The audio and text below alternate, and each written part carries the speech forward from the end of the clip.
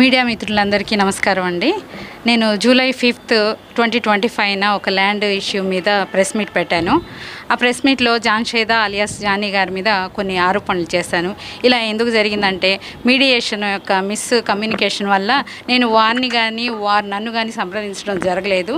నేను ఒక press meet చూశాను. ఆ ప్రెస్ మీట్ చూసిన తర్వాత నాకు నిజాలు తెలిసిన తర్వాత ఈ విషయాన్ని ఇంతటితో పరిష్కరించుకోవాలనుకున్నాను. తర్వాత నేను కొన్ని మీడియా ఛానల్స్లో కూడా చూశానండి. భాష్యం ప్రవీణ్ గారి పేరు ప్రస్తావించారు అని. మాకు ఇక్కడ జస్టిస్ జరగకపోతే ఈ ఇష్యూని వారి నోటీస్కి తీసుకెళ్తాము అని చెప్పాను, కానీ మరోలాగా నేను చెప్పలేదండి. ఈ విషయం గురించి భాష్యం ప్రవీణ్ గారిని కానీ లేకపోతే జాన్షేద గారిని కానీ బాధపడి ఉంటే అన్నదా భావించవద్దు. థ్యాంక్ యూ అండి.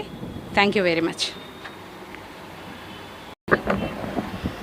మీడియా మిత్రులందరికీ నమస్కారం అండి.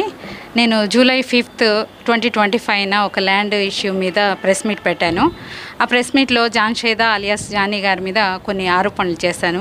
ఇలా ఎందుకు జరిగిందంటే మీడియేషన్ యొక్క మిస్ కమ్యూనికేషన్ వల్ల నేను వారిని కానీ నన్ను కానీ సంప్రదించడం జరగలేదు. నేను ఒక ప్రెస్ మీట్ చూశాను. ఆ ప్రెస్ మీట్ చూసిన తర్వాత నాకు నిజాలు తెలిసిన తర్వాత ఈ విషయాన్ని ఇంతటితో పరిష్కరించుకోవాలనుకున్నాను.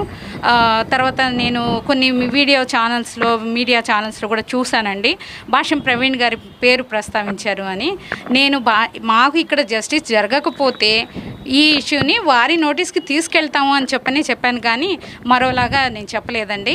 ఈ విషయం గురించి భాష్యం ప్రవీణ్ గారిని కానీ లేకపోతే జాన్షేద గారిని కానీ బాధపడి ఉంటే అన్నదా భావించవద్దు. థ్యాంక్ యూ అండి. Thank you very much.